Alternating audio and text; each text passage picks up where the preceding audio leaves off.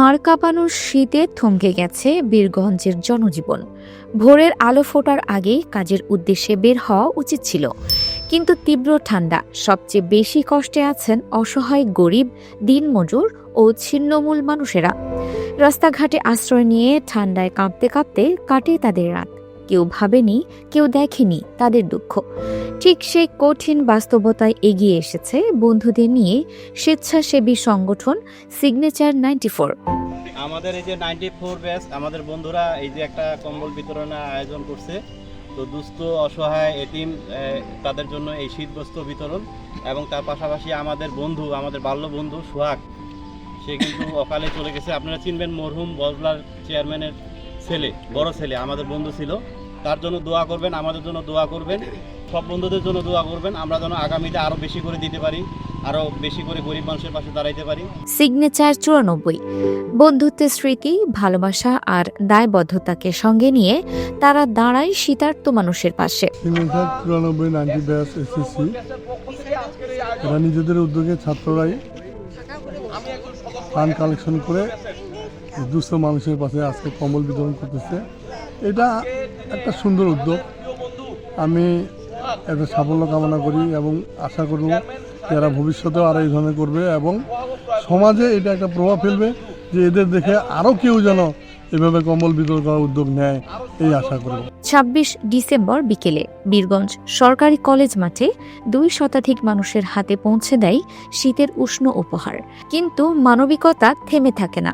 রাতের আধারেও তারা পৌঁছে যায় পৌর শহরের প্রধান ফটক ও রাস্তার পাশে থাকা ভবঘুরে মানুষের কাছে।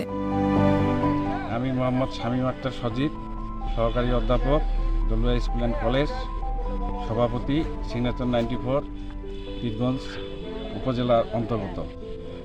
আমাদের 94 প্রতিষ্ঠা হয়েছে।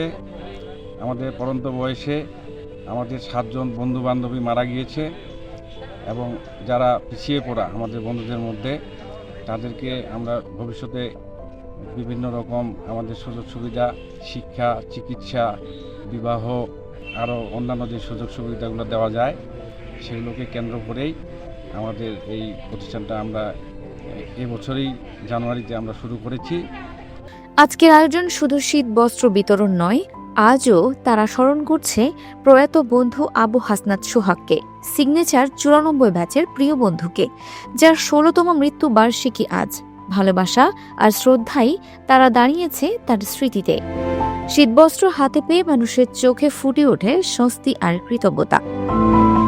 উপকারভোগীরা বলেন, আজ মনে হচ্ছে কেউ আমাদের কথা ভেবেছে।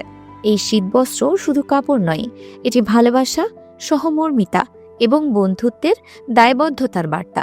কারণ প্রকৃত মানবতা মানে মানবতার পাশে দাঁড়ানো। আজ সিগনেচার 94 দেখালো বন্ধুত্ব মানে দায়িত্ব, বন্ধুত্ব মানে মানবতা।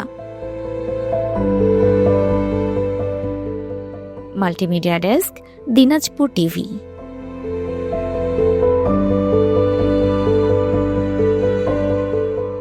দিনাজপুর টিভি মানুষের জীবনের কথা বলে।